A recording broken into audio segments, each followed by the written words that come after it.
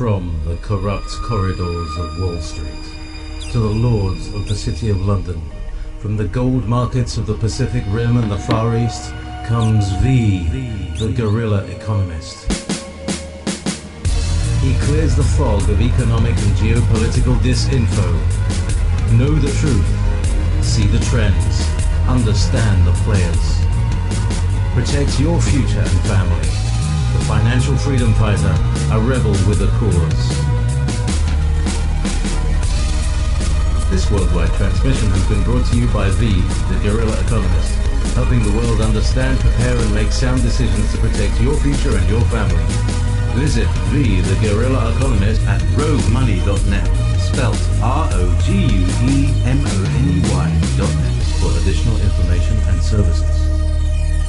You're listening to Revolution Radio.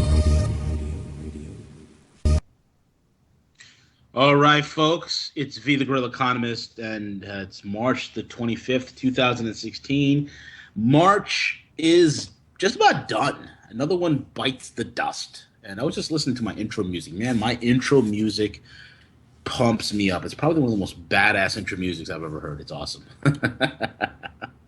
But anyway, we got a great show lined up for you. So before I even get into that, let me just tell you all, everybody that's listening to my voice, to go ahead and support Revolution Radio. This is the number one, fastest growing, largest, most incredible listener-supported radio station on planet Earth, and possibly the entire solar system, to be honest with you. There are millions of people that will tune in to Revolution Radio, millions that tune into shows like The Guerrilla Economist, worldwide. And we're here because you folks want us to be here. We are the tip of the spear. There's no corporate sponsors. We are here as raw dog as we can possibly be, and we're here because of guys like you that, folks like you that support us and that support all the wonderful hosts and all the operations here at this station. And also, I'd like to also let all of you know that check us out on roguemoney.net. That's my website. The team that's over there, it's the whole entire Rogue Money team. Me, Ken, Wolf, James, Bankster Slayer, and an amazing plethora of individuals that write probably the most cutting edge. Probably it is, my friend, the cutting edge, the bleeding edge of articles. We are the ones who break the stories, who talks about things, and 6 months later, it's news. Bottom line. You want to know the narrative of what's going on? RogueMoney.net, and also check out Rogue Money, the YouTube channel. There's a lot of exclusive stuff that we post on the YouTube channel. This interview will be posted there as soon as it's available. So please, check us out there, and follow me on Twitter at the Rogue Money, as well as on Facebook at the Rogue Money, fan page, and as well as, my own personal fan page and all that. Anyway, let's get to the bottom of the point. We're going to have a special guest on tonight. It's going to be my honor and privilege to have Roger Stone, who is a chief strategist. He's a chief political strategist under Nixon, under Reagan.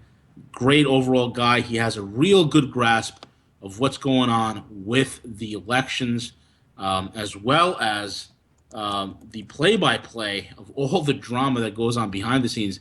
I mean, I remember weeks ago when Roger Stone talked about the Bush endorsement for Cruz. And so when weeks ago, and then next thing you know, boom, it happens. So it's going to be amazing to have him on. And Tom, I guess we can go ahead and you can bring Roger in.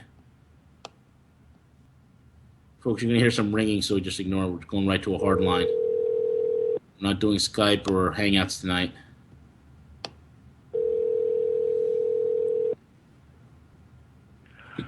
Roger Stone.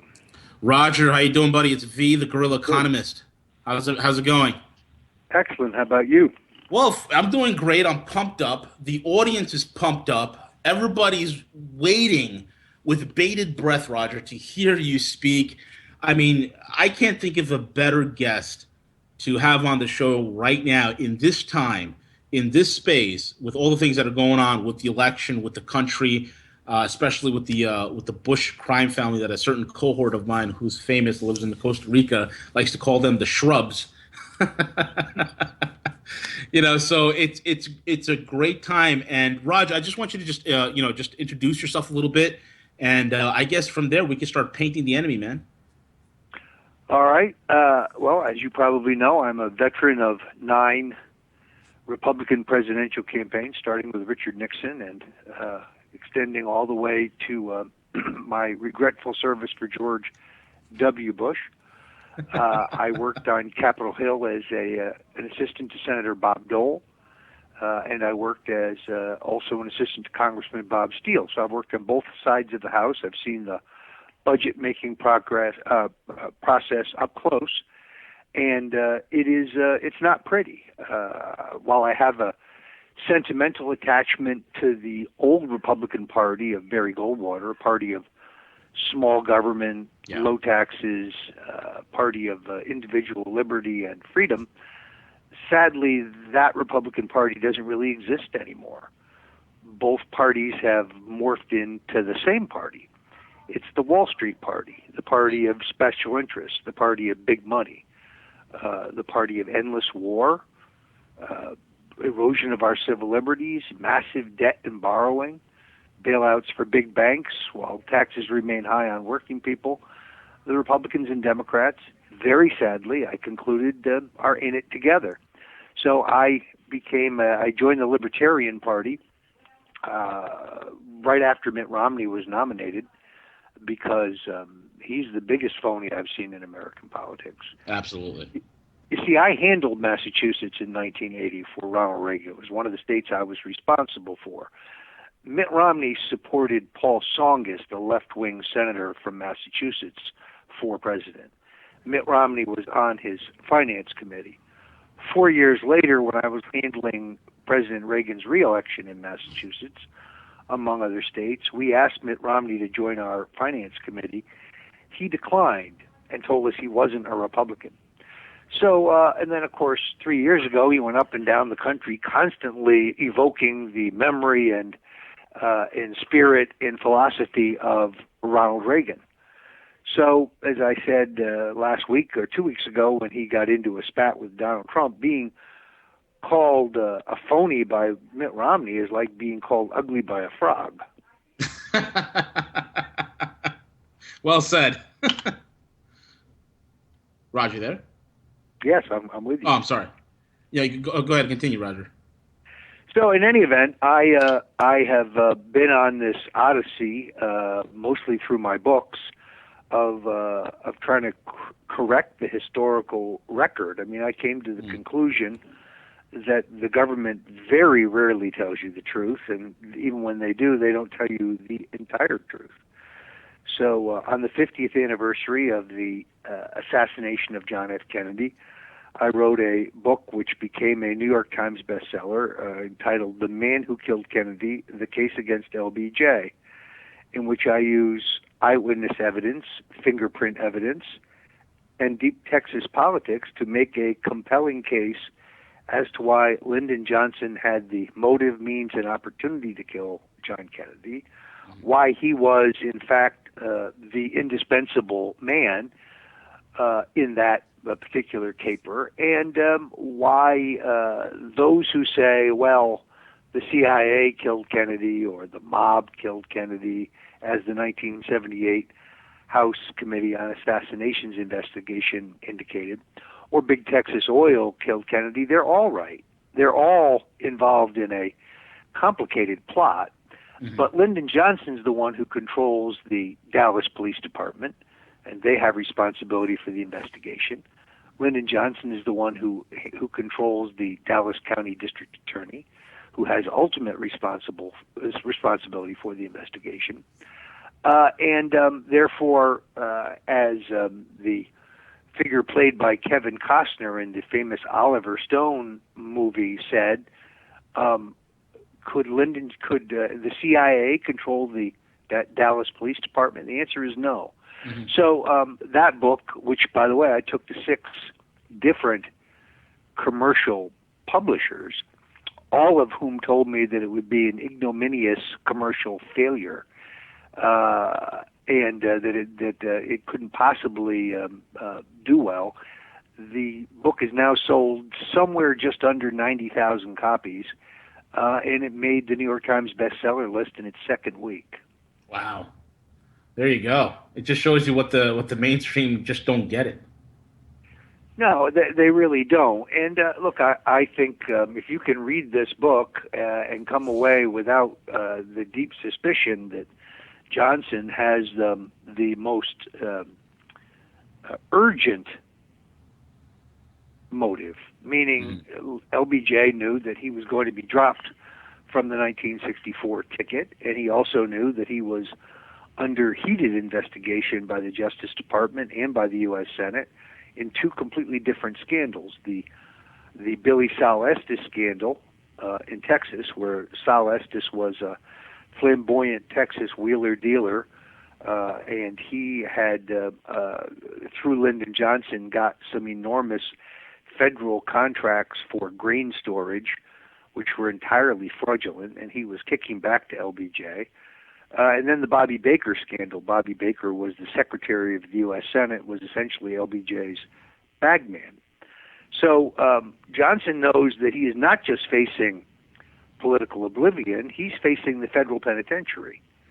And he knows that the probably the most influential columnist of his day, Drew Pearson, has a column already written for November 23rd implicating Lyndon Johnson in the taking of a bribe over the TXF fighter jet, the contract of which went to General Dynamics in Texas in return for an enormous bribe to Johnson.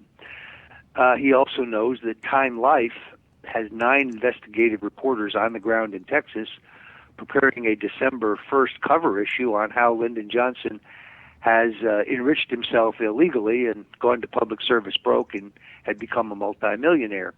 So he knows the clock is ticking. And therefore, although others have motive, the CIA upset about the Cuban Missile Crisis because they know what the American people are not told for 40 years, that we removed our missiles from Turkey and Italy from the European theater in return for a secret deal with Khrushchev to theoretically remove their missiles from China, from Cuba, but the agreement has no on-site inspections. And then there's the Bay of Pigs. So the Central Intelligence Agency and the Pentagon is upset about both of those. The mob, of course, is upset because they financed the election of John Kennedy. Mm-hmm. Ambassador Joe Kennedy has gotten a $1 million contribution from the Chicago mob.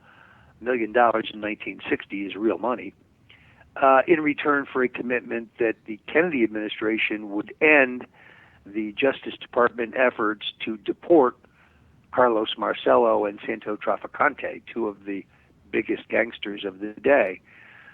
After the election, Ambassador Joseph Kennedy, who made this deal, has a stroke. He can no longer speak. Robert Kennedy becomes Attorney General, pursues both gangsters, hammer and tong. So the motive of the mob is revenge. And of course, lastly, Big Texas Oil, they're upset because John Kennedy is trying to repeal the oil depletion allowance, which of course saves them hundreds of millions of dollars in taxes. So everybody has their own motive. They all kind of come together on November 22nd, 1963. Wow. Unreal. And it's pretty funny. It's I mean, everything you mentioned, it's I see a lot of similarities even till today. You mentioned the TFX project. For those Americans that don't know, that's the F-111 Adwork. And I mean, you look at a current lemon that they're trying to push through in Ramrod, which is the F-35, and all the political shenanigans that go along with that. It's unbelievable. All the backroom deals, oil deals. It's a heck of a political climate, Raj. There's no doubt about it. Well, and then so after the publication of my book on LBJ, which continues, by the way, to sell very well, because I think people are there's a never-ending interest in the Kennedy assassination because it's a murder mystery, and my book reads like a murder mystery novel, except for it's all true, and very heavily documented and footnoted and source noted. So it is interesting because the only book at the 50th anniversary of the Kennedy assassination, which outsold my book, of course, was Bill O'Reilly's book, Killing Kennedy. And I read that book. First of all, I have no doubt whatsoever that Bill O'Reilly has not read that book. Not only did he not write it, he hasn't read it. I believe you. And his co-writer, Martin Dugard, is a very good writer, and he makes the same case that I do, that Johnson is a sociopath, that he is epically corrupt, that he is cornered, that he is on his way to political oblivion, and that he has every motive to kill John Kennedy, except O'Reilly concludes he didn't do it. So he makes the same case that I make, but he doesn't have the courage to reach the inescapable conclusion. And, of course, he misses the fact that a hitman with long, confirmable service to Lyndon Johnson leaves his fingerprints on the cardboard boxes in the so-called sniper's nest of the Texas School Book Depository building. Unbelievable. You kind of see that thing with a lot of these deep. I wouldn't even call them conspiracy. These are agendas that are at play, where you'd have somebody like a Bill O'Reilly, or he'd come up, he'd paint the same picture as you, but then he doesn't implicate anybody. He just kind of leaves everybody hanging, and it's such a blatant diversion. Well, one of the most interesting things that I feature in my book is interviews that were conducted some time ago with a woman named Madeline Brown. Mm-hmm. Madeline Brown was, without any question, one of Lyndon Johnson's many mistresses. Sure. Madeline Brown bore a son with Lyndon Johnson, Stephen Brown. He would die under very odd circumstances. If you look at his picture, he looks exactly like his daddy. And what was interesting was that Madeline Brown, in the 70s, gave some very powerful television interviews to Geraldo Rivera. And they're not easy to find, but if you look on the net long enough, you can find them, and they're very, very compelling. The reason they're compelling is because Madeline Brown claims, as she claims in her own book, that Lyndon Johnson told her the night before the assassination, after tomorrow I won't have to worry about those Irish SOBs anymore. In any event, this is riveting television. So I would say 3 months ago I happened to be in the Fox green room because I was doing the Megyn Kelly show, actually, and Geraldo Rivera was there. And I know him a little bit. I've known him over the years. Our politics are obviously quite different. But I complimented him on the interview, and I told him that it was actually one of the things that got me interested in writing the book.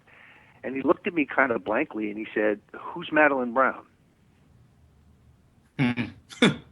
So Geraldo Rivera, who is one of the journalists in the United States who did some of the earliest work questioning the results of the Warren Commission, now believes the Warren Commission is correct and has no memory of ever interviewing Lyndon Johnson's mistress, which was a headline-provoking interview at the time. So one has to wonder why he's changed his mind. Unbelievable, man. It's just it's unreal. But so where exactly do the Bush crime family start infiltrating the scene right after the Kennedy death?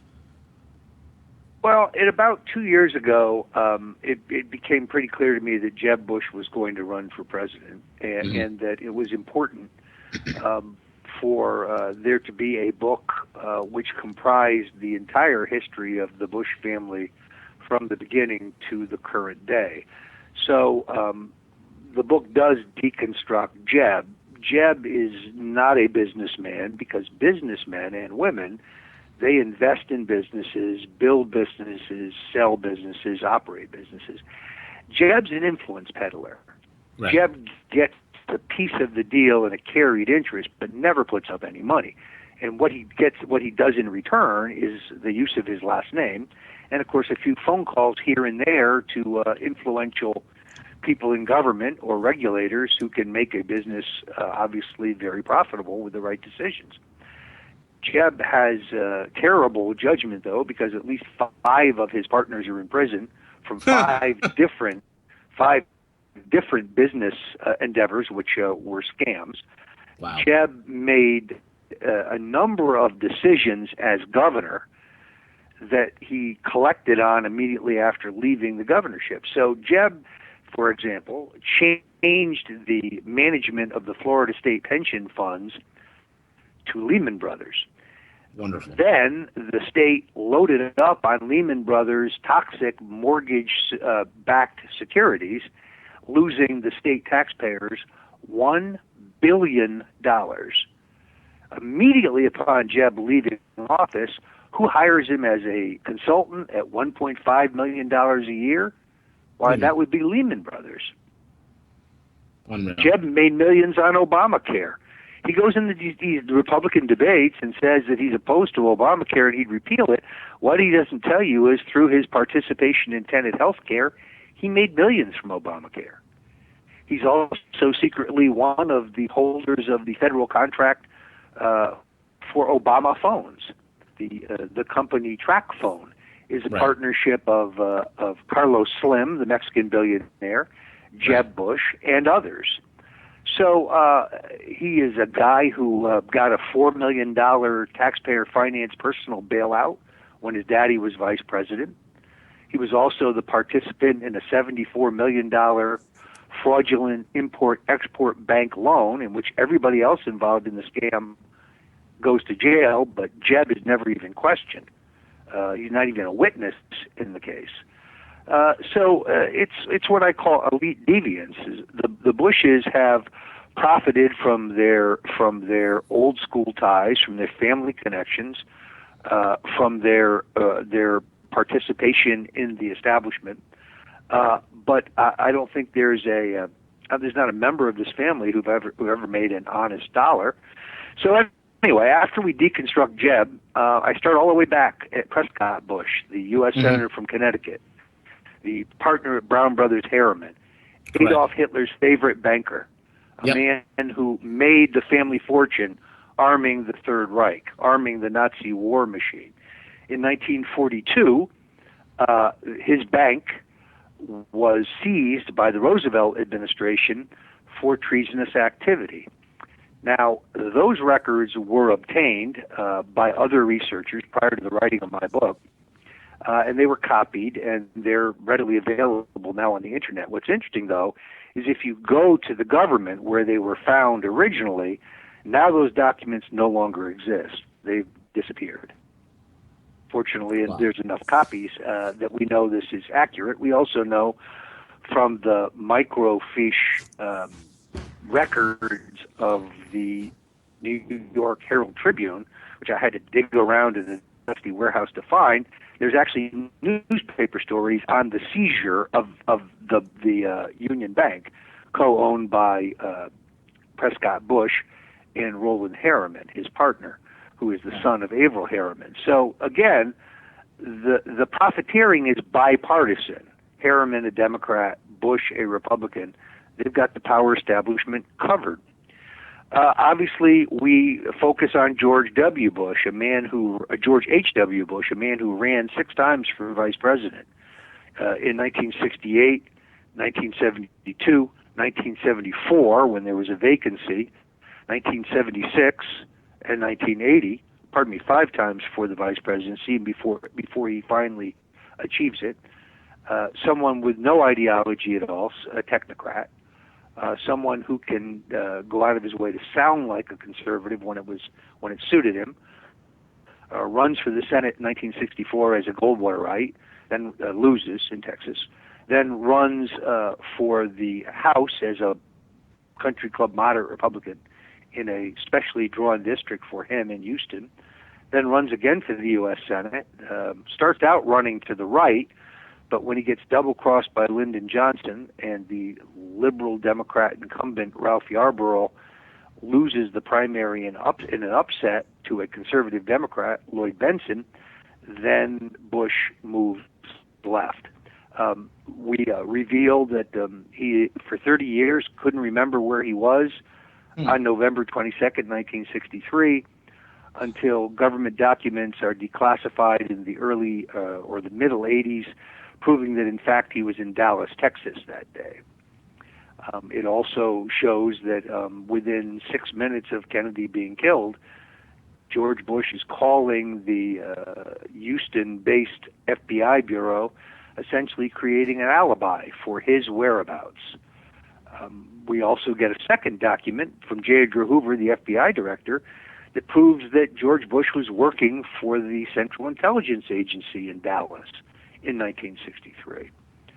The government goes through somersaults to try to claim that that's not the same George Bush, but all indications are that it is, which means later in the 70s, when Bush was appointed the head of the CIA, and where, by the way, he is the first CIA director to use the Central Intelligence Agency to spy domestically, which is theoretically illegal under their charter, he lies to the U.S. Senate. He perjures himself when he says he's never worked for the agency. And then, as you probably know, when Lee Harvey Oswald's CIA handler, George de Mohrenschildt, a wealthy Russian immigrant, is called to testify before the House Assassinations Committee in the 70s, he commits suicide or is murdered, not really clear. But in his private Hermes address book, we find the unlisted phone number for George H.W. Bush. And in fact, Mohrenschildt writes Bush as CIA director and says, "I think I'm in trouble. I may have talked too much. You've got to call off the dogs." And Bush writes back and says, "Dear George, great to hear from you. I have no idea what you're talking about. Sincerely, George Bush." A week later, roughly 2 weeks later, de Mohrenschildt is dead. Now, they say it was suicide, although I don't know how you shoot yourself several times in the head with a bolt-action rifle. Oh, it happens all the time, Roger. I mean, we got mortgage bankers that shoot themselves 8 times with a nail gun. You know, it's totally normal. So the other thing, of course, we dictate here in the book is that when Bush was vice president, he was the head of a secret task force, which, after the Congress cut off funding for the Nicaraguan rebels, trafficked millions of dollars worth of cocaine into the United States to be converted to cash. This is the scandal known as Iran-Contra. Right. The Bush avoids exposure by letting Oliver North take the fall, and then pardoning Secretary of Defense Caspar Weinberger because he knows in Weinberger's trial Bush's involvement would be revealed. Interestingly enough, though, the most important portal for the trafficking of this cocaine is through Mena, Arkansas, where they have a friendly governor more than happy to take his slice off the top. That would be William Jefferson Clinton, the first known example of Bushes and the Clintons working together in an illegal enterprise. From that point on, it becomes very clear that the Bushes and Clintons are in it together. They rehabilitate each other, they complement each other, and they've had 4 of these joint charitable drives where, for example, they set up this Haitian Relief Foundation. They raised $138 million. They spent $9 million on the ground in Haiti, and the rest of it was stolen. Stolen, disappeared. Well, it's unbelievable. So actually, we had to call it the Bush-Clinton crime syndicate. I agree with you wholeheartedly, and it's amazing to me that when you had Barry Seal, the guy that was running the CIA plane with the cocaine, when he was shot dead, supposedly in a drive-by shooting, one of the things was a business card in his pocket with George H.W. Bush's name on it, and in the back it said Poppy, which was his CIA code name. They would always call him Poppy. That is correct. Interestingly enough, the men who killed Seal are apprehended. They go to trial. Yep. There's 3 Colombians. They insisted trial. They're working for the U.S. government, and they were being run by an Army lieutenant colonel. That would be Oliver North. Correct. It's going to be very interesting because Tom Cruise, as you may know, is working on a biography movie of Barry Seal, even as we speak. Is he really? And of course, yes, and Seal has surfaced as a character in the Netflix series Narcos.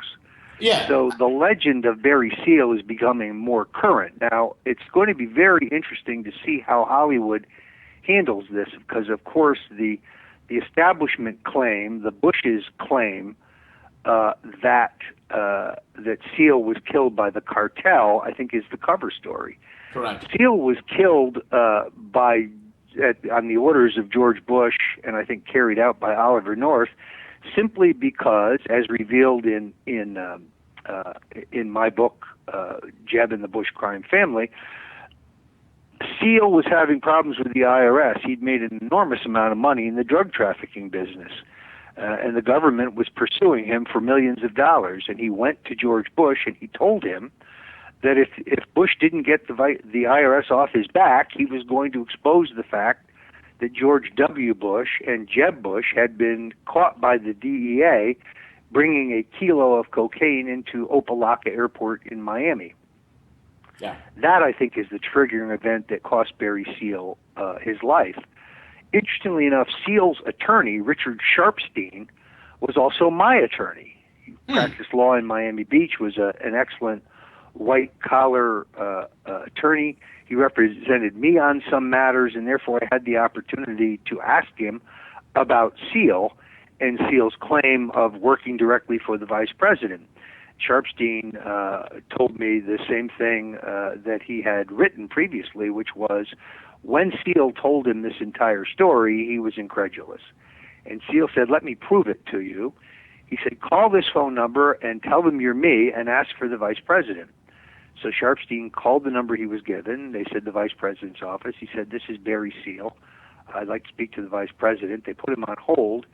And then only a few minutes later, Admiral Daniel Murphy, the chief of staff for George Bush and an old CIA hand, picks up the phone and says, "Barry, where the hell are you? We've been looking for you." Wow. Whereupon Sharpstein hung up. Wow. Unreal, man. Unreal. Criminal at every level, Roger. Criminal at every level. Well, I mean, this is an example of elite deviance, the concept under which there are certain people in the country so wealthy, so connected, so wired that the law doesn't apply for them. This is, I think, equally true of the Clintons, which is why I wrote my current book, The Clintons' War on Women, which is the definitive expose of Bill, Hillary, and Chelsea Clinton. Mm-hmm. And this book, I think, takes apart piece by piece the three underlying themes of Hillary's presidential campaign. She claims that she's an advocate for women. In fact, she is an abuser of women. Absolutely. The Clintons very skillfully suppressed the fact that Bill is a sexual predator who has raped, assaulted, or exposed himself to multiple women. I identify 24 individual women that he has sexually assaulted in the book. I interview many of them. I pick up previous interviews from others.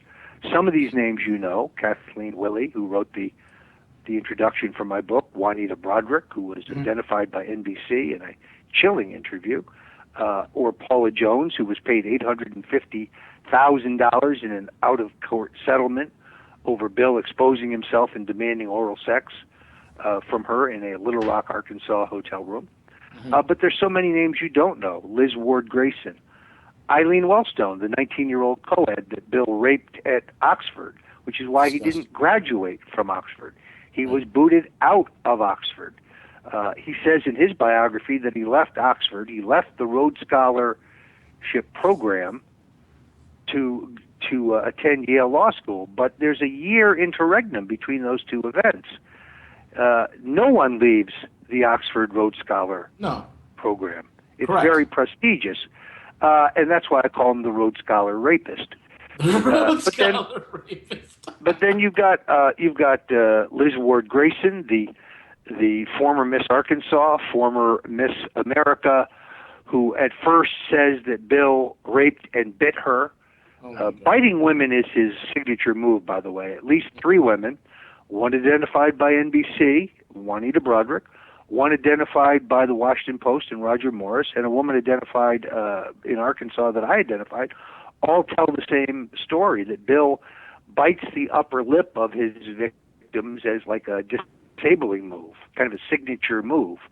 And he does this with Liz Ward Grayson as well. Now, Grayson claims that she is raped and claims that Bill has bit her until one of Bill's Hollywood buddies arranges to get her a bit part on a daytime soap opera.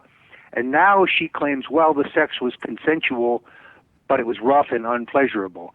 Yet she told her roommate the night she was assaulted that she was raped. And the roommate testifies to that fact under oath. Wow. That's then, of course, you have Hillary's tenure as Secretary of State. I make no bones about this. Her right-hand henchwoman, Huma Abedin, is a Muslim Brotherhood spy. Correct. Her parents and her brothers are both active in the Muslim Brotherhood.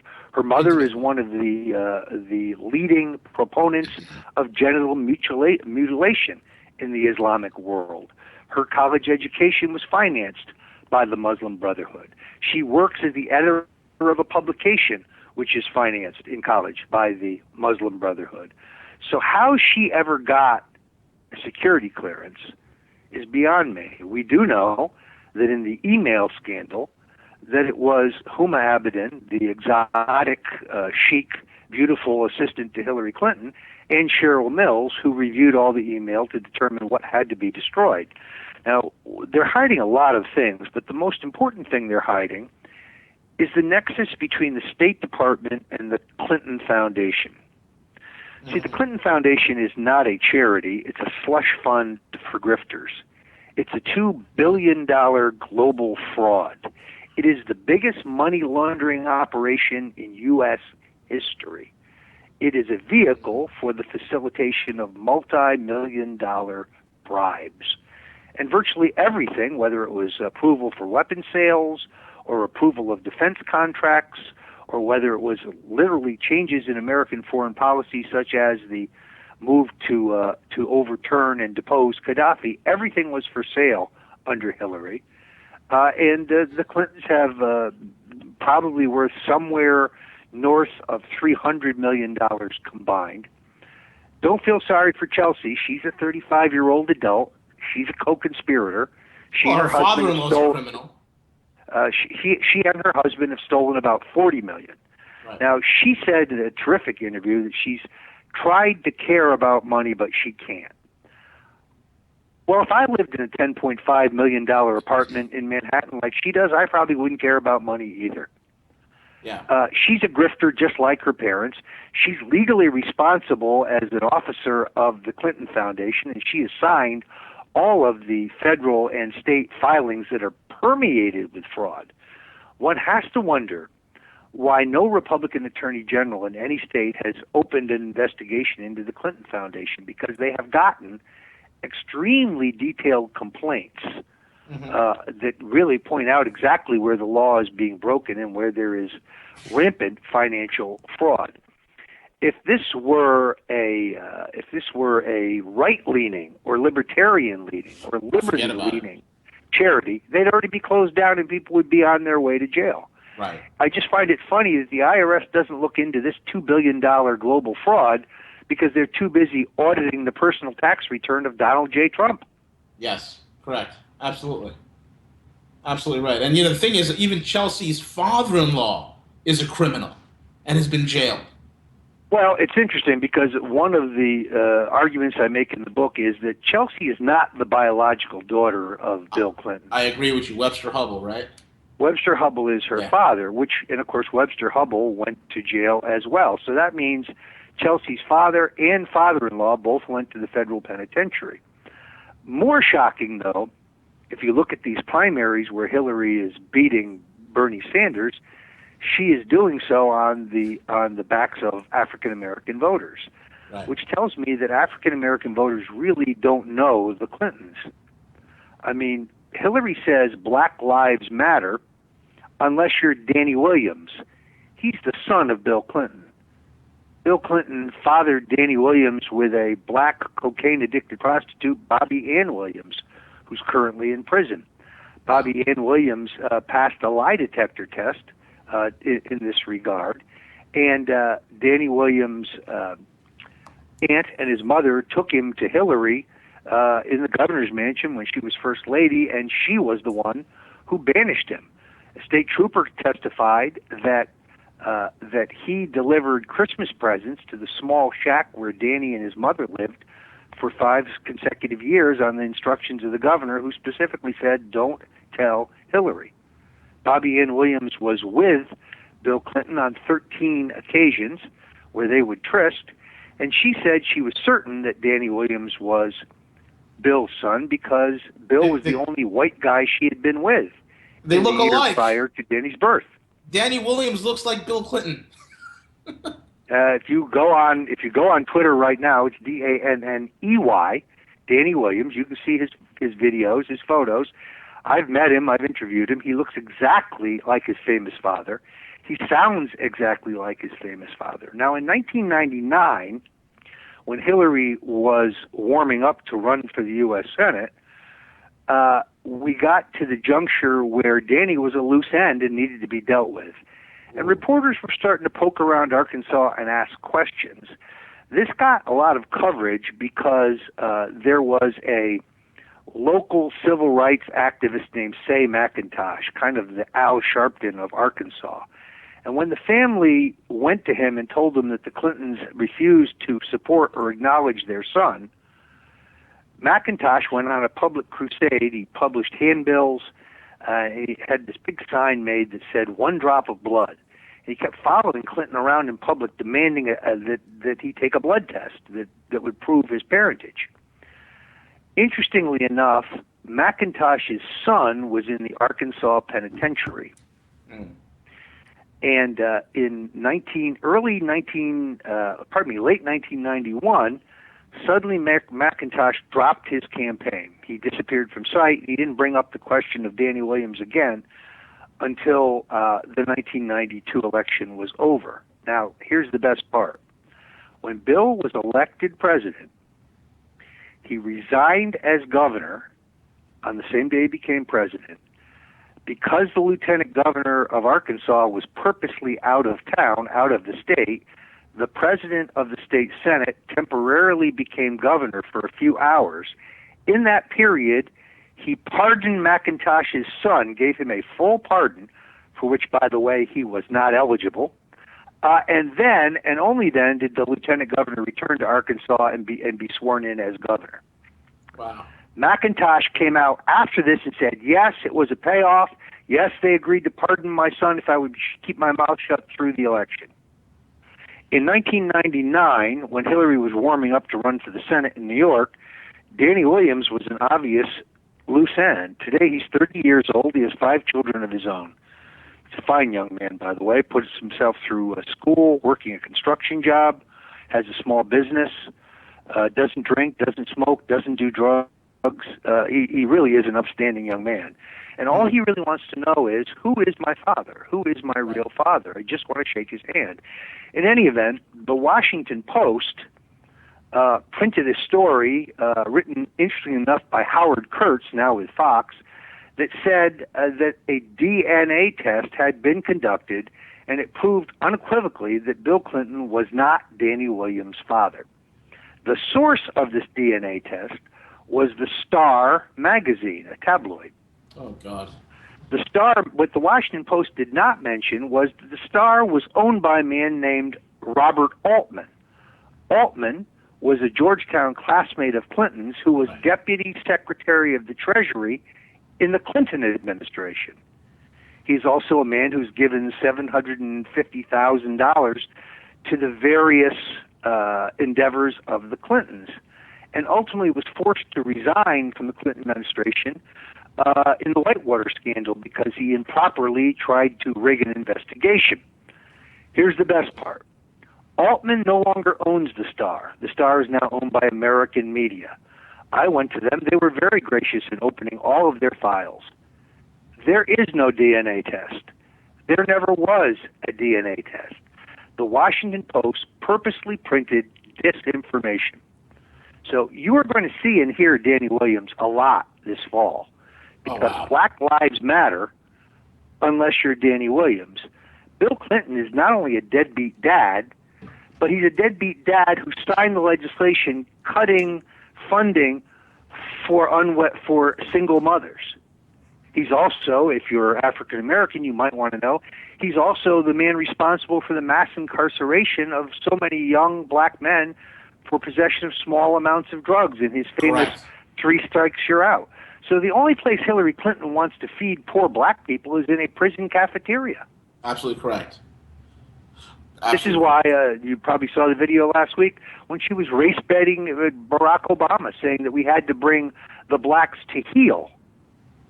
I mean, these people are they're incredible because they believe in nothing. Bill claims to be the first black president. Then why did he abandon his black son, throw him away like a piece of garbage? Right. Right. Absolutely correct. Absolutely correct. It's unbelievable. Plus their love for Senator Byrd, how they fawned over him, and then the other famous Klansman who Bill would always fawn over his statue. I forgot the guy's name, but there's quite a few connections there with the Clintons and a few racially charged groups, so to speak. I mean, they're disgusting. They are low life scum. Them and the Bushes. It's absolutely appalling.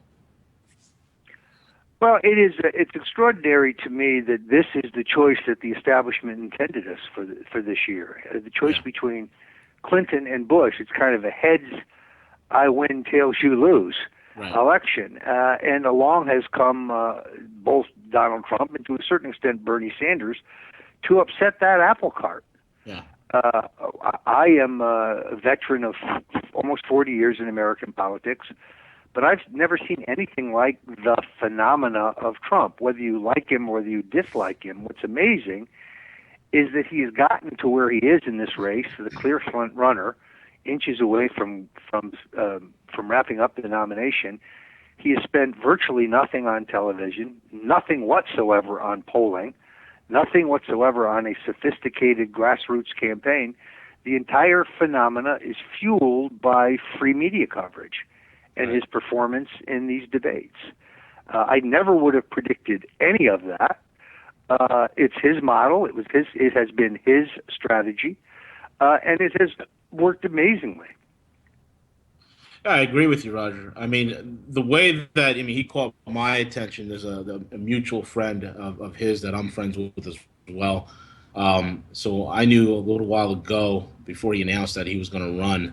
But what amazes me the most is the amount of opposition from the Republican side, from the Democrat side, even internationally, not just from George Soros, but also words spoken by Vicente Fox in Mexico, also the words that are spoken by the Chinese, Politburo, for lack of a better word. Don't forget the Pope. You got to get the Pope in there. Yes, let's not forget the guy who ran money laundering operations for the Vatican in Argentina. Let's not forget him. Unbelievable opposition against this one man. And when I heard that Soros has he's funding over 180 plus organizations to go after Trump, folks, if you want to know who the establishment is against, who the establishment is afraid of, it's definitely Donald Trump. The man is no saint. We're not looking for the size. I think quite simply what petrifies them is, number one, he's not a globalist. He's a nationalist. Right. He's the only candidate who ran this year who isn't a globalist. He believes in American sovereignty. Ted Cruz's wife wrote a terrific paper for the Council on Foreign Relations on how we ought to merge the governments of Mexico and the United States and Canada into one government. It is amazing the fear that he strikes into the heart of the ruling class, particularly those many Republican Party leaders who wear the second hat of lobbyist, which is very, very common. So Haley Barbour, governor of Mississippi, friend of mine, terrific guy to have a beer with, lobbyist. Ron Kaufman, the Republican National Committee man from Massachusetts, longtime party leader, heavy-duty lobbyist. Because Trump won't take any campaign contributions, because you can't buy him and you can't rent him, and you can't bully him, he scares the daylights out of these people because he threatens their livelihood. You can't peddle influence if you have no influence to peddle. And that is a major motivation of many in the Republican Party who, at this point, frankly, would be more comfortable with Hillary Clinton because she's strictly transactional. Right. You can definitely make a deal with her if you have money. She's not a liberal or a progressive. She, like the Bushes, is a crony capitalist.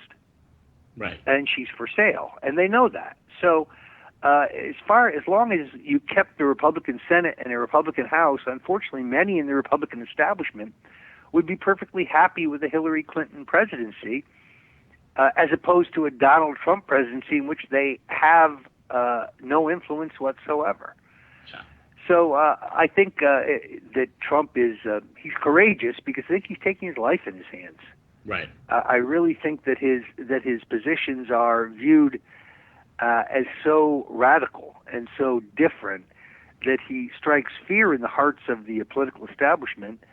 And I take no comfort in the fact that he is protected by the U.S. Secret Service because I very closely examined, as I already said earlier, the Kennedy assassination, but also the attempted assassination of Ronald Reagan. Let me speak about that for a moment. Reagan departs the Hilton Hotel. Based on the handbook of the Secret Service, he's supposed to go from the hotel door directly to the car door, and they're supposed to be as close as possible. Sure. Why is he walking 50 yards down the sidewalk to his car? He's also supposed to be surrounded by a diamond of Secret Service agents around him in a diamond formation. Look at the pictures. He's way out in front of his agents. They're all behind him. The government has never released the report on his assassination, but they told us at the time that he was hit from above, and we know that John Hinckley Jr., the alleged assassin, is crouching from a lower position. Sure. Both CBS and NBC, in this case Leslie Stahl and Judy Woodruff, report that there's a second gunman on a knoll above the hotel door. Neither one of them says they can remember that today. Unreal, man. If you get the actual photographs by Michael Evans, who is the government, who was the official photographer for Reagan, the photos released by the government have all been cropped. If you go to the uncropped photo, which is larger, you can actually see a man standing on a balcony above the hotel door with a gun in his hand. If you enlarge it, there's no doubt in your mind that it's a gun. Wow. Here's the other thing that's interesting. When the doctors get Reagan to the hospital, when they realize he's been hit, 18 minutes later, a Secret Service agent realizes he's been hit. They divert to George Washington Hospital. They go into his chest expecting to dig out a slug, and instead they have a disc about the size of a dime with razor edges. A flechette. A weapon that it was disclosed the CIA utilizes in the Church Committee hearings in the late 70s. Mm-hmm. So the backstory here is that there's a giant fight between Secretary of State Al Haig and Vice President George Bush over control of crisis management, which is a short word for Iran-Contra. Right. And George Bush sees the opportunity to make millions of dollars for his friends. So I can't tell you whether the attempted assassination of Reagan was to kill him or to scare him, but shortly thereafter he signs over control of crisis management to Vice President George Bush. Correct. John Hinckley Jr.'s brother was scheduled to dine with Neil Bush, George H.W. Bush's black sheep son, a man who, by the way, defrauded U.S. taxpayers out of $1.5 billion in an SNL fraud. Correct. He became Ted Cruz's finance chairman last week. Oh, that's perfect. That's great. Hey, Roger, I just want to let you know ahead. we have about a minute left before this hour is over. I know you said you're going to be on for an hour or so. I don't know if you want to continue on the other side of the break. It's entirely up to you, Roger. I must tell you, it's Friday and I am exhausted, and this is my No problem. last interview of the day. So let me plug the books. You can go to Plug the books. rogerstone.com, and you can buy any of my books: Clinton's War on Women, The Bush Crime Family, The Man Who Killed Kennedy, The Case Against LBJ, or my book on Watergate, Nixon's Secrets. Or you can go to Amazon or Barnes & Noble, or you can go to stonezone.com. Thank you. But I appreciate being here with you. It was great. We'll definitely do it again. Roger, thank you so much. Many, many thanks. Have a good one, buddy. Take care. All right, folks, this is V the Guerrilla Economist. Big ass fraud. Revolution Radio, freedomslips.com.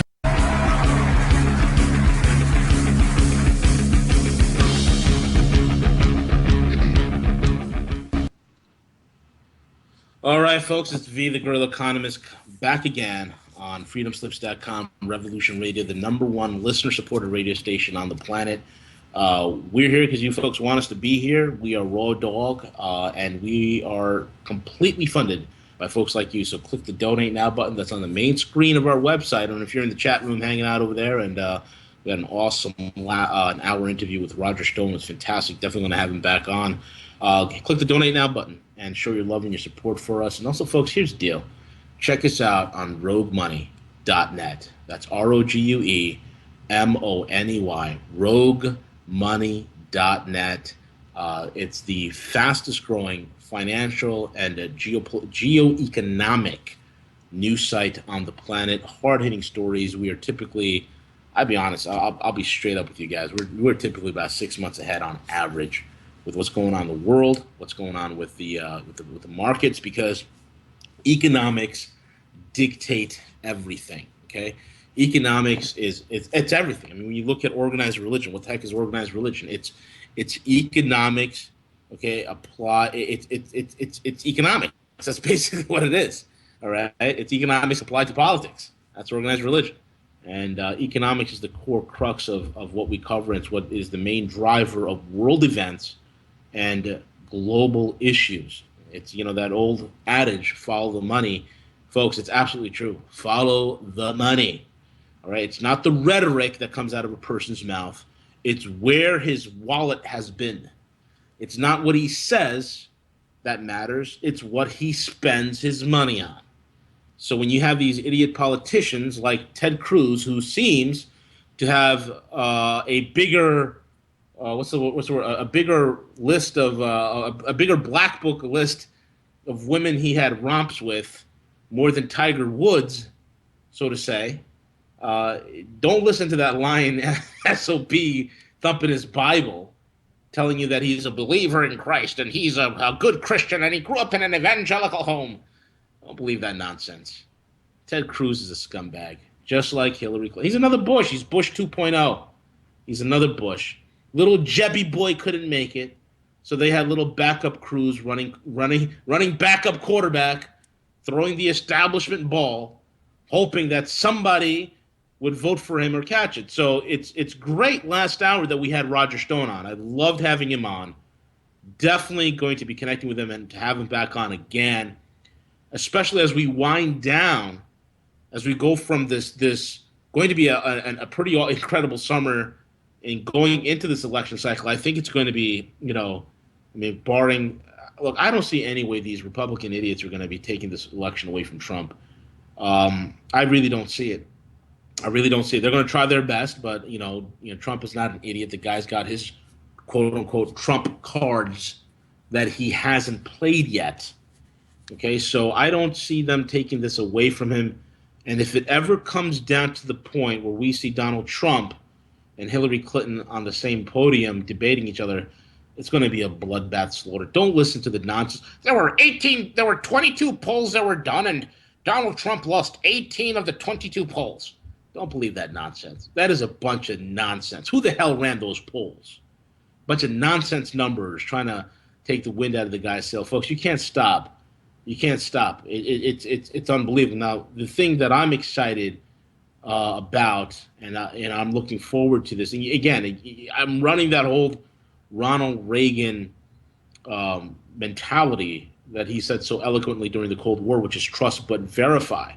When I see the evidence, folks, I'm gonna be straight up with you. Okay, I've made so many damn calls to so many damn people to get really down to the nitty gritty, the whole truth, and nothing but the truth. And I just wanted to know. I asked a few guys this. I said, "Here's the deal, guys. I want to know what the heck. What are the higher ups saying? What are they? Is this guy for real? Is this guy for real?" And the answer that I always get is like, V, he's not perfect, but he's an American. V, he's not perfect, but he loves his country. V, he's not perfect. He's not a messiah. He's not some religiously devout person that goes to church on Sundays. That's not what he's about. At the end of the day, he wants to leave this country far better than he's gotten it. And at the end of the day, his family, his kids, his grandkids, and his kids' kids, they're eventually going to be inheriting this. And he's not old money. He's new money. They hate him. One of my closest confidants is, one of my good friends coming up, the guy, his father and Fred Trump worked in real estate development in New York. They ran two very prominent companies, and this individual knows Trump as well. And, he branched off. He's also a major developer in New York. And if you've parked in a parking garage somewhere in New York City, chances are you probably parked in a building that he owns. I'm talking about my associate from a few years ago. I still connect with him here and there. So this is legitimate. This is young money. These are guys who, and people say, well, his dad gave him $1 million loan. Well, let me ask you a question. And I always tell people this. We get caught up in the whole numbers game, right? We always get caught up in millions, billions and trillions, but we don't really have any concept of what it means.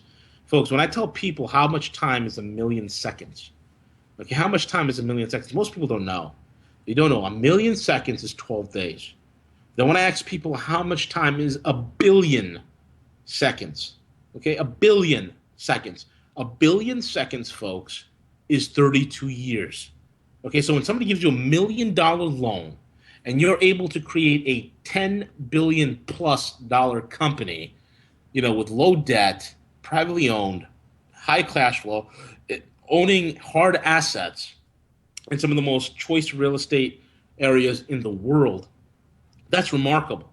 And it takes intelligence and strategic thinking and cunning to get to that level. That takes work. That takes talent. Do you understand what I'm saying? That takes talent versus an influence peddler like a Jeb Bush versus a scumbag influence peddler like Hillary Clinton. Why is this woman not in jail?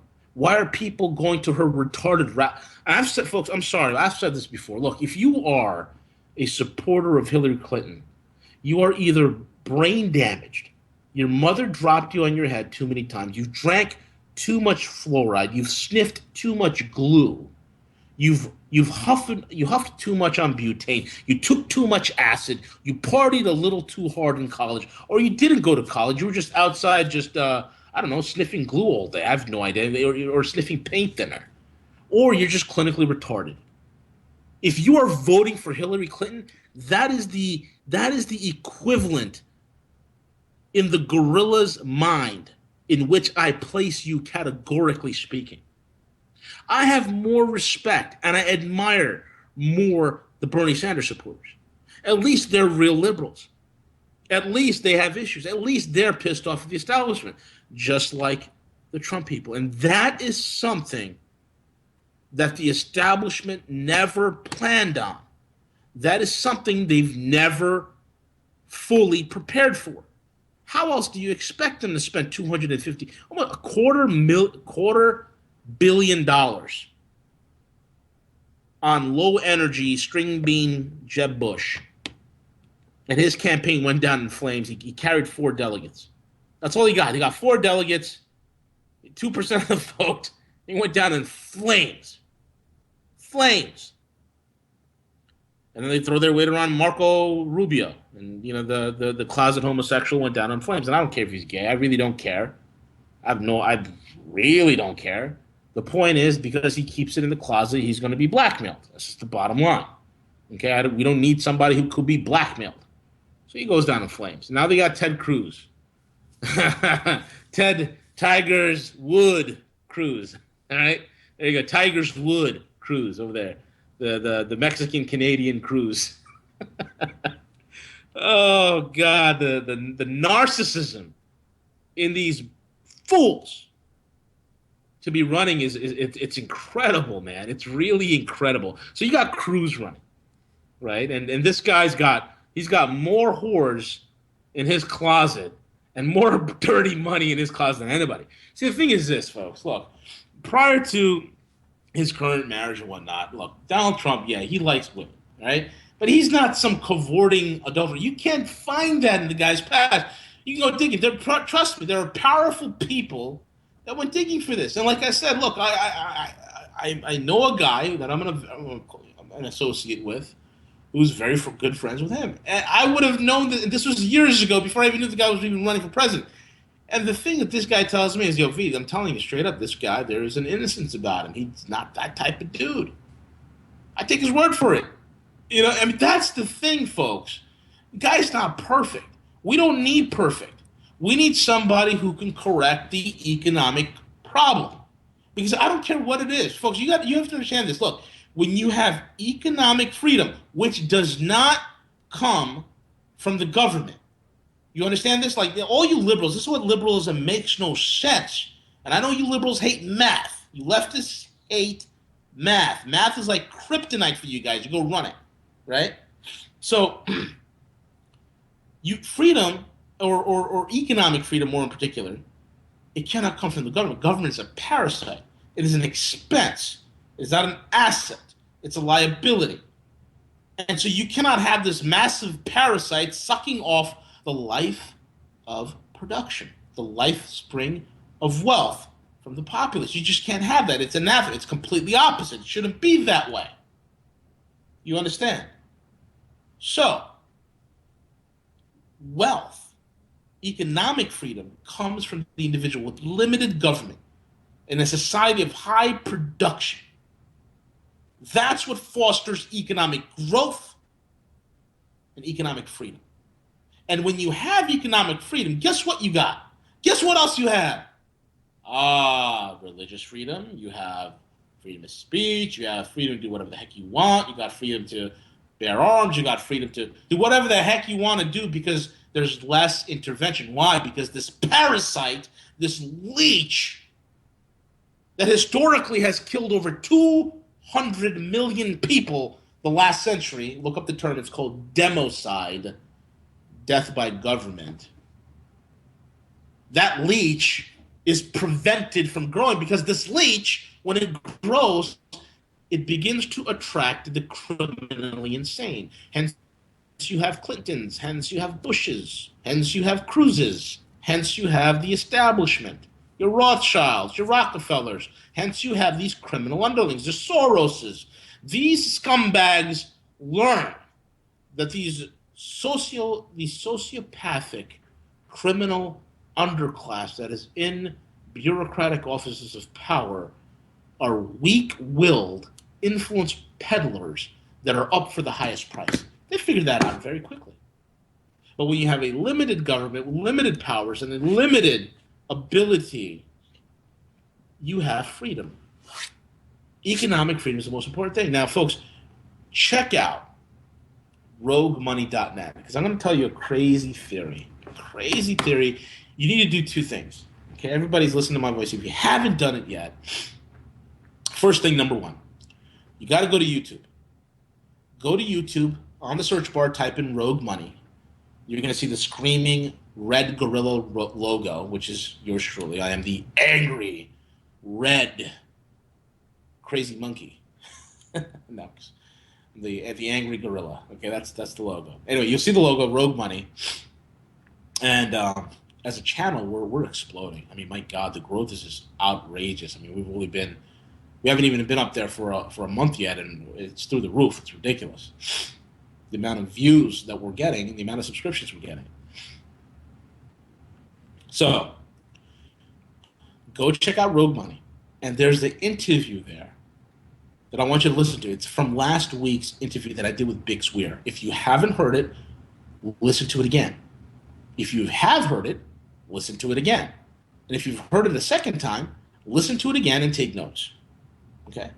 And if you have to listen to it again, you've listened to it again, and you've listened to it again, and you've taken notes, go to roguemoney.net. And once you go to roguemoney.net, I wrote an interesting article there. It's called Brazilian Waxed.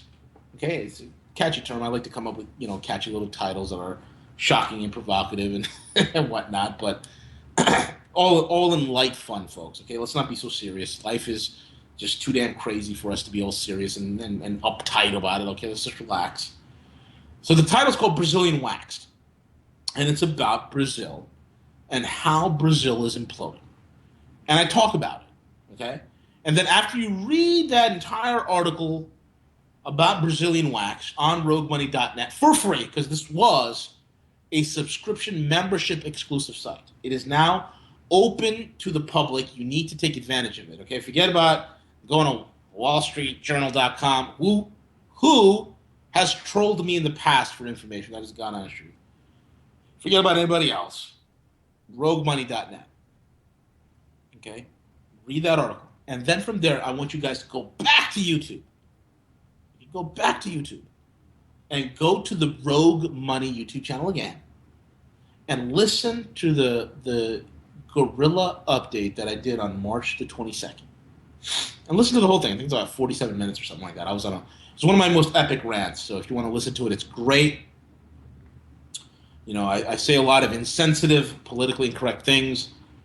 Some people have written to me saying it was very insensitive and their feelings were very hurt.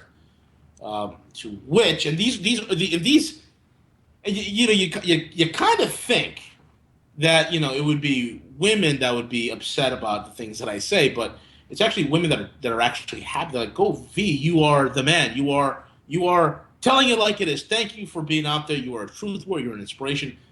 The only complaints I get is from like these pansy milquetoast men. "You've hurt my feelings. You're so insensitive. How can you say such things? You're such a brute beast." But anyway, listen to that interview. That guerrilla update. Now, when you listen to it, I come up with a theory that is so mind-blowing. And I'll tell you how it ties into the radio audience right now that are listening live, okay? Folks, here's the deal. I want you guys to listen to me very, very carefully. A few months ago, anybody who's been following me for the last 2.5 years, who's been following the team over at Rogue Money, guys like Ken Shorjan, Wolf Gray, James Winston Smith, the Russian analyst, Deb, also known as the Bankster Slayer, okay? Especially the initial cadre of just us guys. Bankster Slayer jumped on board. One of the big things that was being mentioned in the inner circles, okay, of boardrooms, in the inner circles of very high-level thinking amongst the political class, in the topmost echelons, one of the things that was being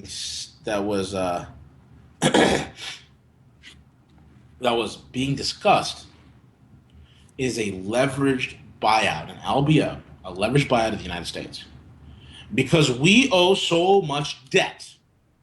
Now I'm going to paint a picture for you guys real quick. Okay, when you are a country that owes the type of debt, 19 trillion, soon to be 22 trillion, and growing, when your currency, which is the world reserve currency, which is the petrodollar, is about to get dethroned and depegged and cast along the wayside on the trash heap of history amongst the British sterling pound and every other world currency or major currency that has existed throughout the world. When your currency is about to get dethroned, and when you run the type of debt that you run, you're going to go bust. It's not if, it's when. And the when is happening very soon. Just like I've predicted, it is happening. And by 2017, folks, it is going to be a very, very critical time. So imagine, if you will, that you are this country, the United States, massive debt that you can't even fathom.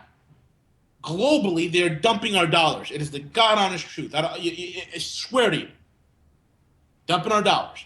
And the way the dollar index is being held at the current level that it is is because you have the Fed, who has agreements, and the Federal Reserve member banks, who have various international agreements to have these dropped and dumped U.S. Treasury notes bulk hold in various locations throughout the world, primarily Euroclear, Clearstream, the DTCC, as well as on the Cayman Islands, Switzerland, Liechtenstein, Belgium, which my cohort in Costa Rica, Dr. Jim Willey, has so eloquently put it, the BLICS.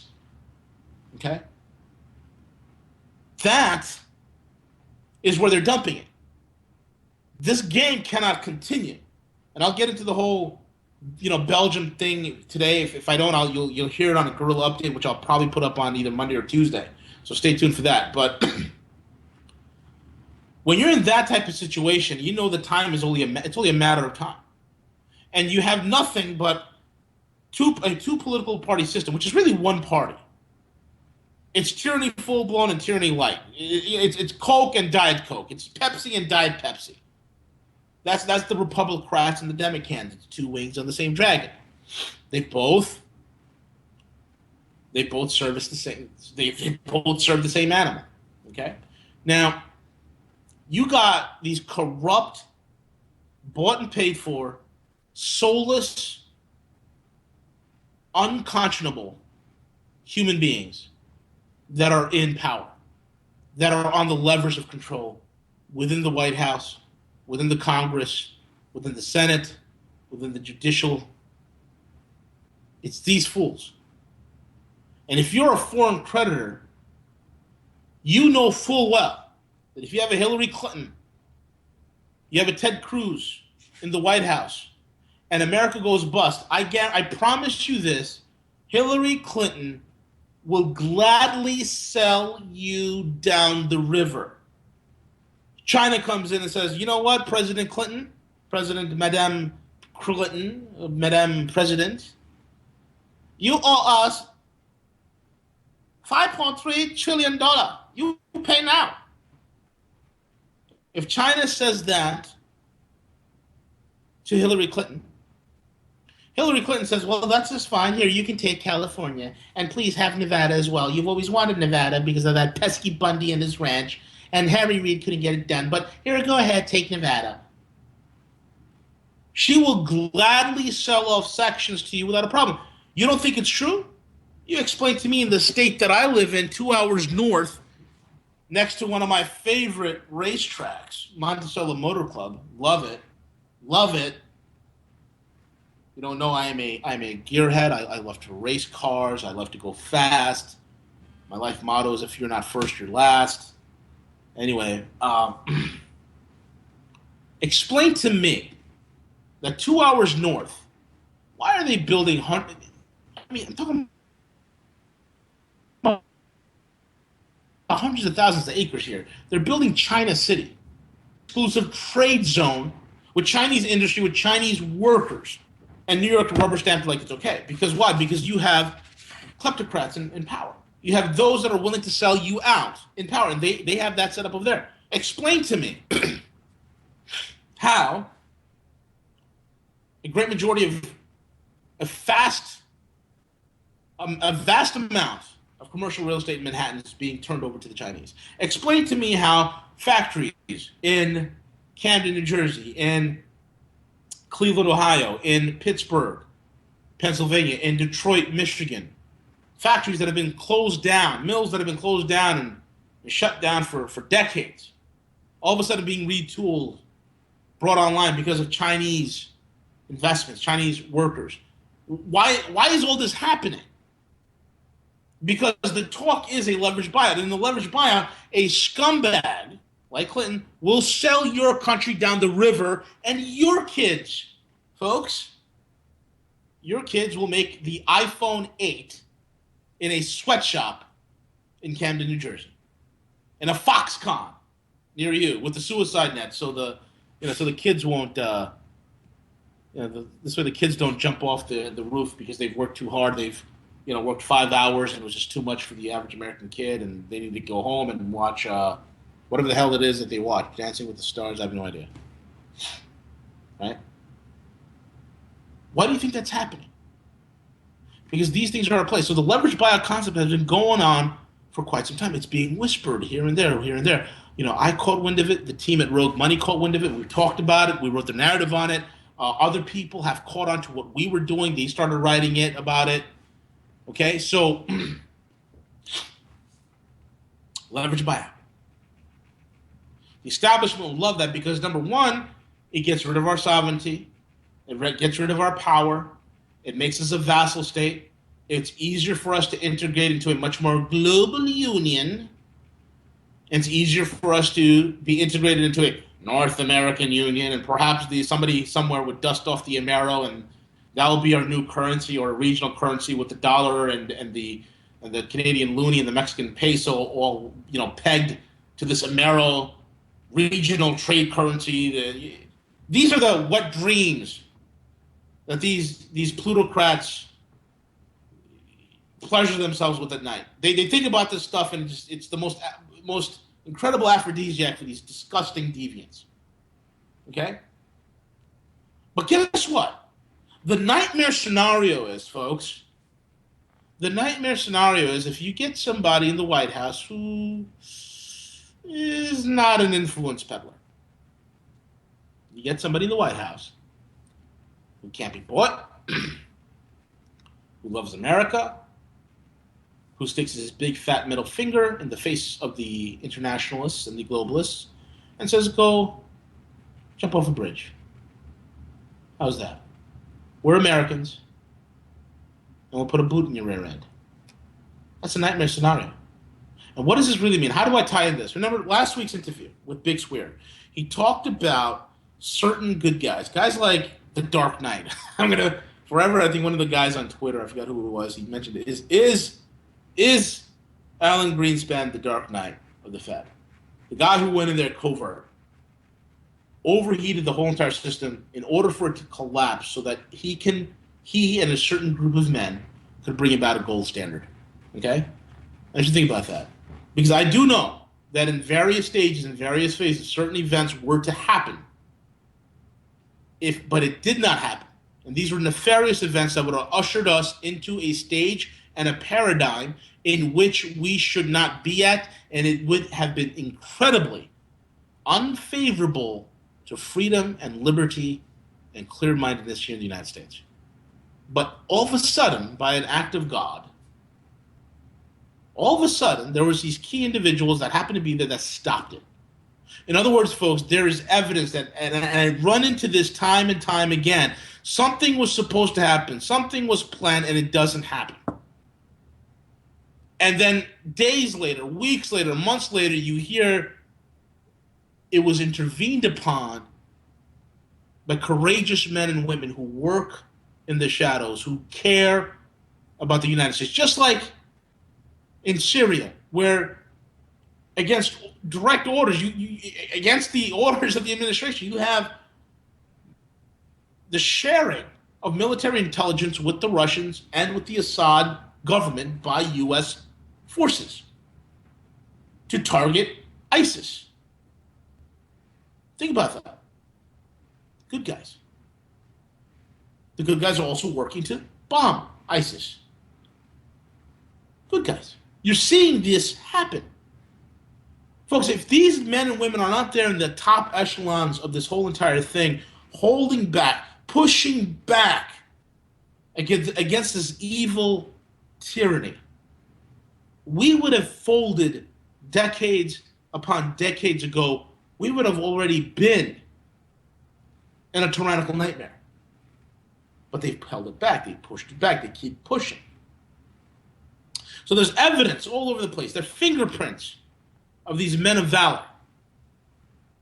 So what if, and on my research, when I was writing the article, Brazilian Wax, there's a term that I used in there, a financial term called fiscal dominance. It's a term that most people don't understand. It's a term that hardly anybody talks about. Anybody's talked about it. And what fiscal dominance is, it is a point that occurs when the central bank can no longer simulate. Simulate. No longer can stimulate. No longer can intervene. No longer can do anything within the market without. It can't. In other words, there's no direct central bank intervention in the market. And the only way they can intervene is to work with the government in order to create monetary policy. That's called fiscal dominance. In the case of Brazil, just to make it clear for you guys, the Brazilian central bank is out of bullets. They've stimulated, they can't do nothing. Inflation is ratcheting up. They're saying it's 10.5%. The guerrilla economist says it's about, like, I say it's about a little over 13%. Okay, they're saying that their economy is contracted 2.5% to 3%. I expect a 4 to a 4.5% contraction, and by next year we could probably see by sometime middle of 2017, or even by the close of this year of 2016, we could probably see a 7% contraction, which would be catastrophic for Brazil. Brazil is Sarajevo, folks. You know how Sarajevo, right before the Olympics, it was like the greatest paradise hangout, and then right after the Olympics was done, it was like close to annihilation. And that's what's happening. Okay, I mean, the Brazil is in that situation. So in the situation with Brazil, the central bank can't do nothing. It cannot stimulate. See, most of the loans and the debt that the Brazilian government has is debt that is in its own local currency. So the Brazilian central bank has to work with the Brazilian government in order to figure out how to not only figure out how much debt is out there, but how much bonds it should issue in order to cover the debt. But there's a problem when you can do that when your credit status has been reduced to junk bond status by all three rating agencies. Now your debt is next to impossible service. Okay, so but do you see the conundrum there? The central bank has its hands tied. Let's go over to the United States real quick. Follow me. Follow me over to the United States. Now take a look at us real quick, okay? Let's take a look here. The United States, with the Federal Reserve, is approaching the same conundrum. Okay, we've seen QE1, QE2, QE3. Yeah, I don't care what they say about, they stopped quantitative easing. I highly doubt it. You can call it whatever term you want, QE4, QE stealth is probably a more appropriate term. And then they raised interest rates about a tick or two. They had to. Okay? They are out of bullets. They are out of solutions. And they can no longer stimulate the economy anymore. So the point is coming. And I think it's very possible that by the end of this year, we will be in a situation with the Federal Reserve Bank that it will be out of options. The United States will have its credit rating slashed. It can no longer, look, the Chinese have not come to our bond auctions in a while. So in other words, nobody's going to buy our bonds. And once we get into that situation, we have entered the phenomenon called fiscal dominance. And when we have come into fiscal dominance, folks, now the central bank, who before it says, it doesn't matter who the president of the United States is. I mean, Greenspan said this. It doesn't matter. The Federal Reserve has no relationship with the federal government, and this is a true statement. The Federal Reserve, who's been running roughshod over the government for God knows how long, since its inception, been running roughshod over the American public, over the federal government, is now going to have to work with the Treasury and the United States government as equal partners. Which would be all the more interesting because some of the member banks that are members of the Federal Reserve Board will no longer be in business because they would have imploded themselves because of the derivative nonsense. So now what is left of the Fed, crippled, weak, has to negotiate with the federal government. And we have a federal government. I want you to think about this. Since Bush Part 2, George W. Bush, in 2001, through Obama, we have a very energized and incredibly strong executive branch. In fact, I would go far as to say the most powerful branch of government that we have right now is the executive branch. If you don't believe me, look at Obama. He has done whatever that he has. Look, I'm going to tell you something about Obama. Everything the man said he was going to do, he did. He did. I personally can't stand the man. I think he's a criminal. He's a Manchurian candidate. I mean, the guy is as real as a $3 bill. Okay, that's how real he is. But he's the most successful president in United States history because everything he's ever set out to do, he's accomplished. I mean, it's change that you can believe in. Well, he's giving you change. You're so broke, you have nothing but pocket change in your pockets. He's wrecked the country. He's done a wonderful job working him and his lobbyists and all his, all his lackeys and all the vultures that supported him and put him in power have picked our bones clean. But in the process, from Bush through Obama, they have made, via executive orders, the executive branch to be almost at a dictatorial level, that the executive branch is only one crisis away from usurping complete and total power over the United States Republic. The Republic no longer exists anymore. The Republic is a dead concept. The Republic is something. It is as if you've seen the movie Gladiator, where the character who played Marcus Aurelius, I forgot, he was a great actor, by the way, I just don't remember his name. The guy who played Marcus Aurelius whispers to Maximus Decimus Meridius, the guy who played, it was Russell Crowe's character, and he said, Rome was but a dream. The whole concept was Rome is to be a republic. And this is what America's come down to. The republic is dead. It is but a dream, whispered. And anything more than a whisper and it's gone. That's what we've come up to, because the executive branch is one crisis away from being total and absolute dictatorship. Now, I want you to think about this. I've painted this picture. I've given you as much detail as possible. Bear with me. Stay with me and bear with me, okay? Now, I told you, Hillary Clinton or Ted Cruz, any of these establishment guys will sell us down the river in a leveraged buyout.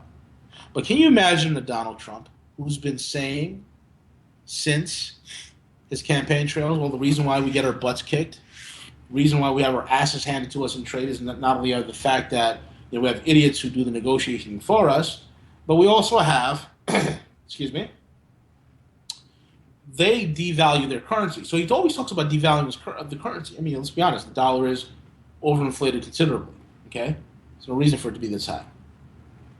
So Trump gets there, and instead of a leveraged buyout, he says, no.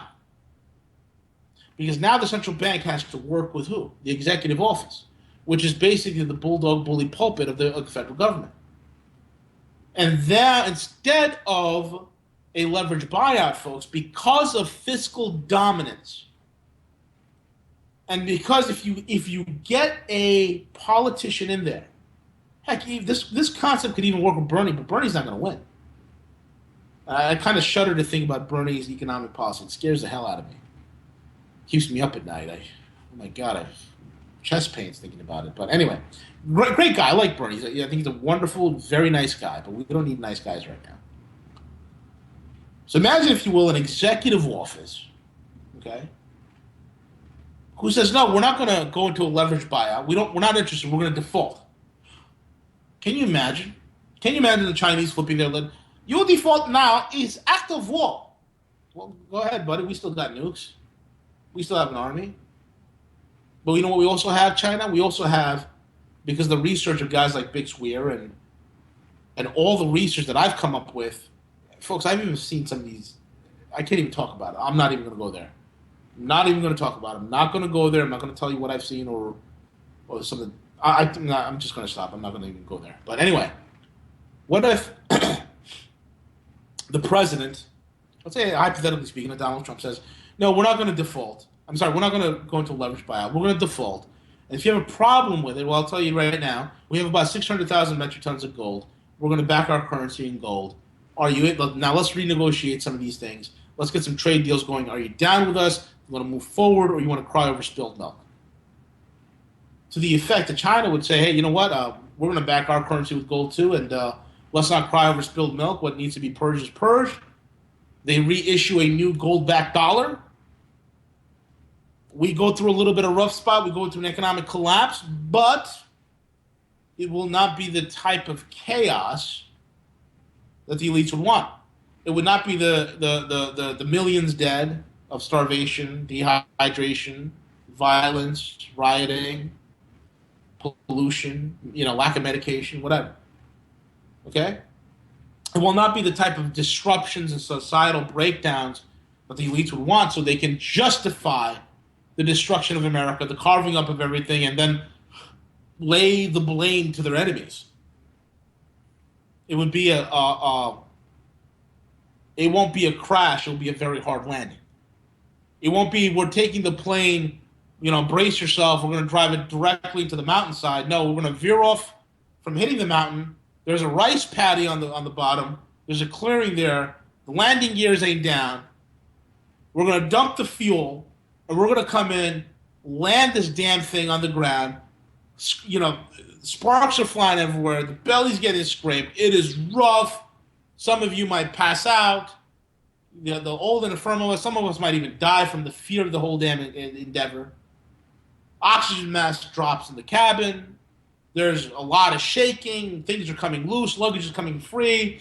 The engines break off. There's fire. There's smoke. And the plane slides for a couple of 100 yards, keeps going and going and going, and finally comes to a stop. The emergency exit doors open. The inflatable ramps come out, and everybody slides out. And we're like, holy crap, we almost died, but we made it. Thank God everyone is alive. But Billy, who's 89 years old, is dead. At least he lived a good life. Okay? Sorry, I had to throw that in there. But do you see my point? It's a hard landing. You lost the plane. You lost the luggage. But you have your life, and you're on firm ground. Do you see what I'm saying? In other words, you lost your comfort a little bit. It's okay, though. You have your life. You have your wits about you. You're alive. You're on solid ground. And rescue's coming. Rescue's coming, and you will move on. Some of you might have to go through post-traumatic, stress therapy and all that other stuff. You might have nightmares for a little while, but you'll be fine. But life goes on. That's the whole thing here. And guess what? Because you survived, you get to tell the narrative. You get to form and control the conversation on the other side of this crash. What could have been the end of you has turned out to be a testimony for you. Now, that's the whole thing that I've been saying for quite some time, and my buddy W, he's been saying it as well. It's not about the crash. The crash is going to happen economically, okay? It's who controls the conversation. And folks, right now, in 2016, my fellow Americans, my brothers, my sisters, my fellow I'm not going to say comrades, that sounds like a communistic term, but my fellow Americans, guys, listen to me. We have an opportunity in 2016, now more than ever, to control the other side of the conversation. We can decide today if it is going to be the establishment with their sock puppets, Hillary Clinton. They got their hands up the butts of Hillary Clinton and Ted Cruz, and they're moving their mouths. We can decide whether it's going to be the establishment that dictates and decides what the conversation will be, what the narrative will be on the other side of this economic crash, or we get to decide. We get to decide. And if we get to decide by having the right person off, and not just relying on one man can't do it all. You folks, and I've had so many people, I'm so proud to even receive emails from people that have gotten involved from listening to programs like the Guerrilla Economist Radio Show and reading on websites like Rogue Money and following me on YouTube and Twitter and all these other things.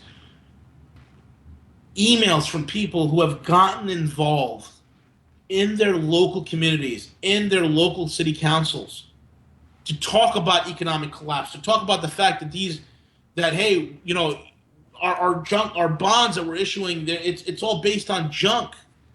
There's really nothing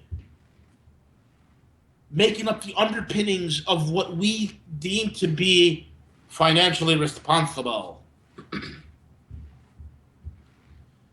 That it's all a paper house of cards. And they were able to effect change with local city councils. That's what I'm talking about, is you guys getting involved. Because I am, look, man, here's the deal. You got kids, you got family, you have people out here. Do it for them. Do it for them. Be involved. And you can do two things. You can listen to a broadcast like this and be involved and get involved and say, hell, man, we're not going to go quietly into the night. We're not. We're going to rage. We're going to rage against that light. Against the dying light. We're going to rage. We're not going to go quietly. Because we're doing it for the guy next to us. You know, one of my favorite movies, Black Hawk Down. You know, one of my best scenes is towards the end when you had Eric Bana. I love Eric Bana. Australian actor. The guy is great. It's great. Eric Bana's character, he plays this Delta Force guy, and the Matt Damon's Army Ranger. And they're at the Pakistani-controlled stadium right there in Somalia. And he says a line. He says, you know, people ask me all the time, why do I do this? I don't do it for me. I do it for the guy next to me. It's for the man next to me. Folks, that's the best answer I've ever heard. Don't do it for you. Do it for the guy next to you. And it's about time that we put down our smartphones and our tablets and all the electronic junk that we love to carry around and do it. I mean, look into your kids' eyes. If you don't have kids, look into your girlfriend's eyes or your wife's eyes or your boyfriend's eyes, or look into your damn cat's eyes. Go look at your puppy dog. Pick up your dog. Go look at your goldfish. Do it for your goldfish, man. That's how important it is. And I'm serious. Do it for something. Do it for a cause bigger than you. Because if you stand for something that's bigger than you, you're not going to be beaten. Because there's always going to be something that's bigger than you that you can't handle that will take you out, and it will take the motivation out. But when you do something for something that's greater than you, folks, you become unstoppable. And my good friend Harley Schlanger says it best. The beast is wounded. It's bleeding. It's now time for the people to strike. We can win this thing, but it's all dependent upon you. And listening to broadcasts like this, folks, I hope, I know, and I don't even hope, I know that people are inspired by my voice. I know that people are encouraged by what I have to say, because it's not doom and gloom. It's not the end all be all and we're all going to die and there's 20,000 Russian troops in Gatlinburg, Tennessee, and they're waiting to take us over with the UN Blue Hats. And they're all going to ship us off to FEMA camps. And they're all going to die. Stop. You either get empowered, motivated, educated to create and become an effective agent of change, or you can listen to the idiots who do nothing but scare the crap out of you day in and day out and go into your basement and eat cat food and wait for the SWAT team to come through the door. Because I want you to think about this. Those whom some of you would listen to, who scare the hell out of you, give you nothing but 24-hour fear. Thank you for tuning into the Fear Porn Network, where we scare the crap out of you 24 hours a day, 7 days a week. If you were to tune into those guys, and all they do is inundate you with fear, what does fear do? Fear creates paralysis. In other words, those guys are actually doing the government's work for you. Those guys are actually doing the spiritual work of the devil for you, because they are making you fearful. They are causing you to act in fear. They're causing you to behave in fear and make decisions in fear. You're not called to do that. And I know there's a great many of religious people and Christians and Jews and that listen to me and listen to this program. I'll tell you right, guys, right now, nowhere in any of scriptures it says to go out and operate in fear. That's ridiculous. That's ridiculous. It says to, that we haven't been given a spirit of fear, but of power, love, and a sound mind. Think about that. Sound mind, clarity of mind. Look, folks, I know better than most people what's at stake. I look at the data every day. I look at the abyss. I stare into the abyss, and I laugh at it. I laugh at it because I don't care about the evil. Evil doesn't mean jack squat to me. I want you to think about this, folks. Get up and look yourself in the mirror real quick. Do you realize you come from a long line of humanity? Do you realize you come from a long line of humanity that our ancestors kicked the crap out of these guys before? And damn it, we're going to do it again. So put a smile on your face. Put a smile on your face, you son of a bitch. And be thankful. And be thankful that you are alive and that you are well.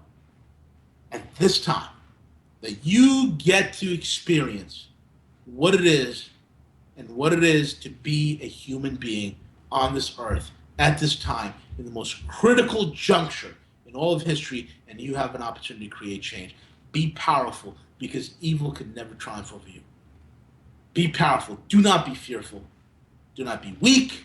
Do not be timid. Be the lion that you are. For the women out there, be the lioness that you are. Be thankful. Enough of the fear nonsense. You know, we only got like a few more minutes left, but anyway, I just want to replug the station, and I want to thank all you guys for listening to this broadcast. Next week, I'm going to have a really incredible guest. You guys will not believe it. I'm going to have him on. I can only get him for an hour next week, but it's going to be amazing. If I can keep him past an hour, oh my God, that'll be even better. I'm going to try my best. This guy is one of the individuals that was very, very instrumental to my awakening. He ran operations throughout the world. He was the man that was integral in destabilizing many, many countries all throughout Central and South America. He was involved in operations throughout Asia. And I'm not talking about spy stuff here or assassination plots. No, I'm talking about economic warfare. This guy was one of the head honchos of economic warfare. And he worked for organizations like the IMF, like the World Bank. You guys will not believe who I have on next week. So you need to stay tuned, and because this gentleman's going to be on, and the amount of documentation that he has, okay, will blow your mind away. He's written a book about it. The book was an incredible bestseller, New York Times bestseller, incredible. And he's just recently rewrote the book with an addendum, with all sorts of notes. And one of the things that I said years ago, he's going to talk about it as well. And I said the same policies that were used in the emerging markets and in the third world to bring them austerity, to strip mine them, are going to be brought to America, and it's going to be used against the West. And that is exactly what is happening. That is exactly what is happening. He's going to detail that. It's going to blow your friggin' minds away. And on top of that, we're going to talk about solutions. So make sure you guys listen in. Get your friends to listen in. I'll tell your grandmama to listen in. If you missed the broadcast, we're going to be on YouTube. That's going to go live on YouTube as well. Check out the YouTube channel. I think either Monday or Tuesday, I'm going to be putting out the Guerrilla Update, which I'm going to detail for you guys the no BS reality of what's going down in Europe with the latest issues with Brussels. I'm going to detail it for you in such a way it's going to blow your mind. It's going to be mind blasting. If you get mind blown, your mind's going to explode. And when we begin to connect the dots together, you folks will begin to see and understand a clear picture. We're going to paint the enemy together. And when we paint him and we recognize him and we shine the light, that's all you got to do. I mean, these roaches like to operate in the darkness.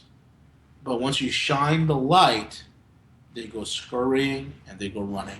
So we're going to shine the light together on the next Guerrilla Report on Tuesday. So, folks, once again, show your love and support for us on the station. We're listener-supported. Okay, so click the Donate Now button. That's on the listener screen as well as the main chat room box. And check out roguemoney.net. Subscribe to the Rogue Money YouTube channel. Do it now because you don't want to miss Tuesday's update. I'm going to be revealing who my special guest is, as well as detailing for you some insider information on what the hell really happened in Belgium. I'm going to break it down. That's going to be on Tuesday, so subscribe to the YouTube channel. Check me out on Facebook, Rogue Money, as well as Vida Gorilla Economist Facebook.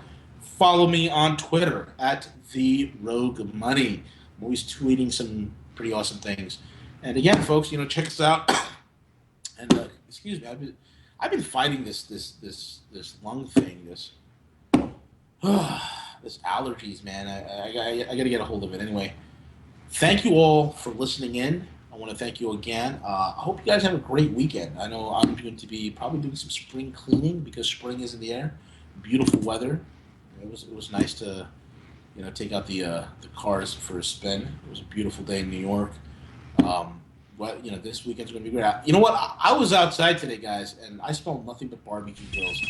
My neighbors are putting up grills. So if it's a beautiful day out there, the weather's good, enjoy your weekend, barbecue if you can, and the Gorilla will be back next Friday. And check out the YouTube channel, Tuesday special Gorilla update. God bless you all. Have a good night. Over and out.